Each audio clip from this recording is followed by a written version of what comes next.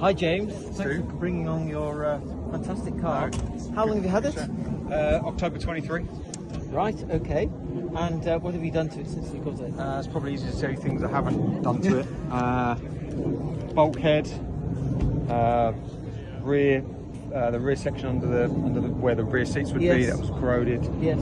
Had some rust from water ingress in the rear light. Oh yes, yes. Very common. The seals fail. The seal went, yes. and then the pillar that goes along the back corroded from the inside out. Oh, right, so I had to have that cut out and then redone. Obviously, it was a great article you had in the Gazette. It was on your table. I pinched it. Very well received, and looks fantastic. And then it's had respray. I've had a lot of re-chrome, so all these chromes have been redone. Oh, yeah, it looks wonderful. Have you got any issues with it now? It's got a slight knocking on tick over, which I'm going to have looked at in the winter. Yes. I think might be camshaft related. Right. From where I've been told it might be dry cam from where it's sat in storage for a little while. Okay. Yes. But what I'll ask you about is sure. When I lock and unlock it, hopefully it does it. The central locking module, which is behind here, stays on for quite a long time. Right, okay, so easy fix. Here going now. Yeah, easy fix. So it has some bellows, and it either sucks or blows. And if you open it up, you can see there's some contacts. Okay. And as in open the box. Open the box, yes. And you'll see when you operate it that the bellows move. So either there's a vacuum leak, so it's not going far enough, or the contacts are dirty because there's put your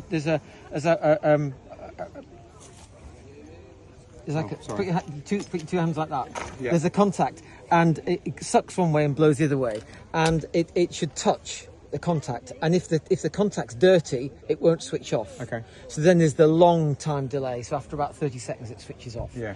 So I would look at the open it up, operate it, and you'll see that this switch moves. And if it's moving over and touching it, but it's not cutting off, just clean the contacts. Okay. If it's not moving quite far enough, you might have a slight vacuum leak. And the best thing to diagnose that is to get these little handheld vacuum with a little gauge on it, about £10 on eBay or something, and put it on the lines, and you'll see where the leak is, because you see the needle go down. Okay. It could be either of those, but just have a look. Okay. Easy fix. Cool, nice one. Thanks very much. Okay, you're welcome. Hi, Stephen and Jackie, isn't it? Yes. Thank you very much for coming along today. Bringing a 420, one of the rare something or other made. Yeah. But we've seen quite a few of them over the years. Yeah, just wanted to. Maybe they last longer than other models. Do you think? Maybe I think so. Better galvanised. I think so. Or were they introduced later? Were they introduced because they replaced that's for something? They were typically for the UK market. Yeah. Which, as we know, is sort of quite small. I mean, most of them went to the States, right? And they all had the 450s and then the 560s. That's the 450, exactly. Yes. So, yeah. So, tell us about your car. Any issues with it?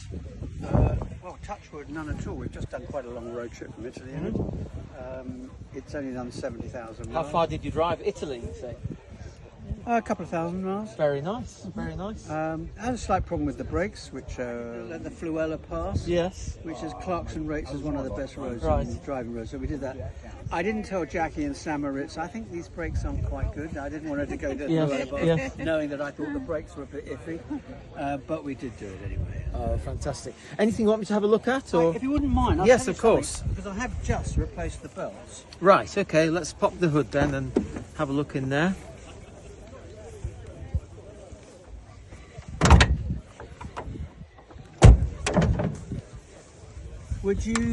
Are you happy with the tension of that?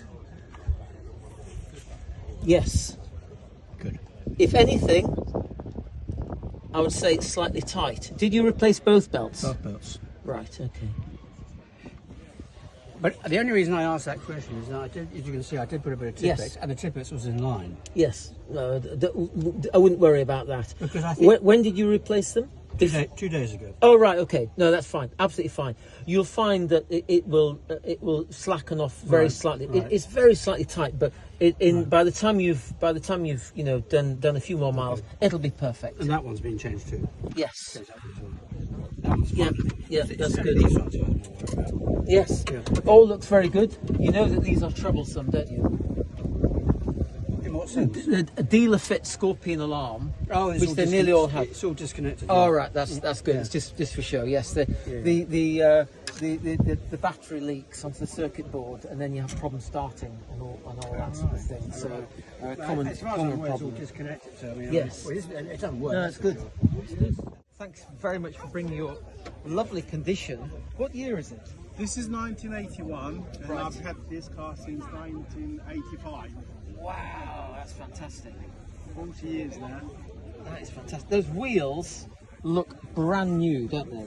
Well, they have been done. Yeah, I can see. Yeah, and there's a bit of paint chips off there, but you know, let's not worry about that. They look great. So what's the problem you've had with it? Problem I've got, it's the ABS light staying on. It comes on to show you the bulb is okay when you put it on ignition, and then when you start the car, it just stays on all the time. Yes. Okay, so that's a typical. If you've not moved the car, then that's a symptom of the OVP relay. So, and you very often get poor running with it as well. Not guaranteed to have poor running. Fine. The run's fine. But you very often get sometimes difficulty starting, especially on the 300s. This starts half ignition, even if I haven't touched it for months. Right. Yeah. Okay. So that's all good. I think it's the 300s that are more affected by the poor starting with a bad OVP relay. Right. If you start driving and the ABS comes on, then that's usually a faulty sensor. Right. And they have one on each front wheel and one on the rear diff. So that's where I would look, the OVP, and they on yours it's underneath the dashboard, okay. The OVP relay, so it's not in here. So it'd be difficult underneath, to get to, or you get it through the glove box. They kept changing the position. I think on an 81, I think it's up above the fuses, and you have to take the panel out above your knees. Take that panel out, and it's above the fuses, and right. it's one of those relays there. Usually has a fuse on top, and that would be the first thing that I would check. Okay. You won't have the so this has got K Jetronic rather than KE Jetronic. So that's why you've not got a problem with the starting, because electronically it's not doing anything to your mixture. There is a frequency valve which does affect the mixture, but it's not the same as the EHA setup on the 86 onwards, which have KE Jetronic.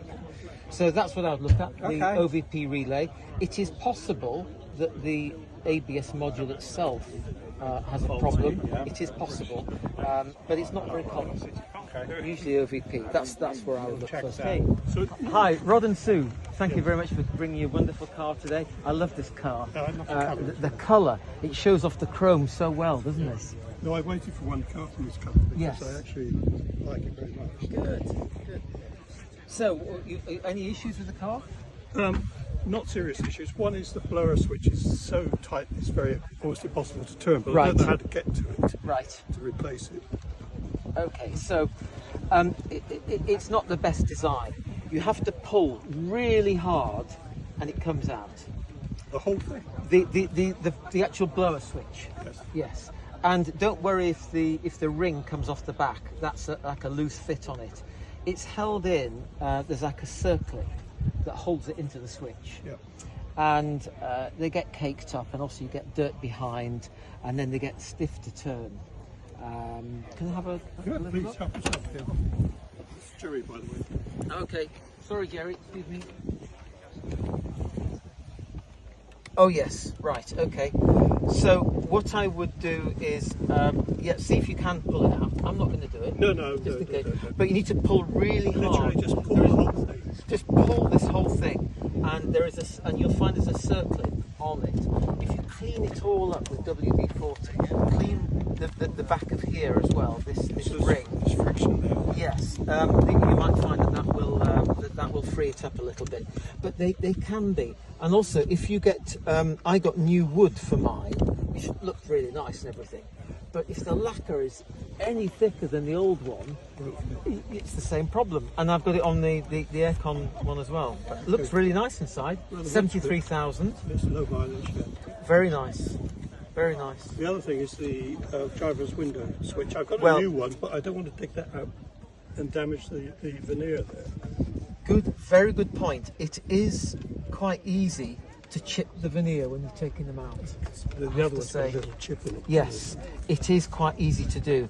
And if I were you, I would probably just leave it as it is, because there is that slight risk that they do chip when you try and take them out. You can't take that whole handle out. Yes, you can. Yes, you can. So you remove the. You remove this by pressing down on the spring here. That is out. There are two like this. The two screws there. Yes. You then take this frame out, and you have to pull it out from the right-hand side first, because behind there are some wires. Okay. So you put the left in first, or take it out last. So pull it out from this side. Then you'll find there's another screw behind which holds this underneath here. There's a screw which holds the wood down, just underneath here, but you've got to remove the frame to get to it. You then pull it directly backwards. There is a peg under here which fits into a hole. So you pull it back to clear the peg, and then you can then lift this clear. I say lift it clear. You've got all these wires, I can imagine, quite a lot of wires. So you have to be a little bit careful. But yes, it is quite possible to do, and it's not a difficult job. The cruise control doesn't work, but I saw you talking about one of those on the previous. Yes, visit, very common. You have to get the cruise ECU, which is above the brake pedal. You have to have that refurbished. They changed the electronic capacitors and resoldered the board. Very common. They all fail. It's not very important. I don't miss it, but well, it's just, mine works, but the resume doesn't work. Oh, okay. But it's okay. It's still usable, and it'll cost you about £200 to get it. And Tony Leach in the club does it. There's also a chap in. When you say he does it, well, he refurbs. Yes, Yeah? yes, okay. Yes. Of course, Tony Leach. You can contact him through the club. And there's also a chap in the Netherlands does them as well, and there is a place in the USA. So there are people who are very used to doing it. Okay, well, if I get round to that one day, maybe I'll talk to Mr. Leach. But otherwise, no problems. Very reliable. We have got another problem. So, never noticed. Got the rust on them. Oh, I've got those, but I can't get them in. They're in the club. Okay, so two problems. With it being bashed down over the years, it tends to be pushed down. So you put in a flat-bladed screwdriver, Lift it up. just work it around, just lift it up slightly. And the new ones, put them in a cup of hot water first. I've tried that. And they go with a rounded edge uppermost. Right. Next, lumpy. So either it's getting in air, so the vacuum leak on the intake. Car? Yes, Adrian's car. It's getting in air, so there's an air leak. It needs to have a smoke test done.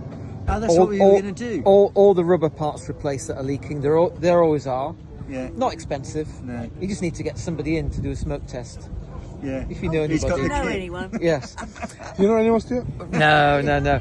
And then if that's all fine, then on this model it's got a warm-up regulator. You just need to check the pressures, make sure the pressures, I think your pressures are good, because that's been done. We tweaked those, didn't we? We did those. We That's the royal we. That's right.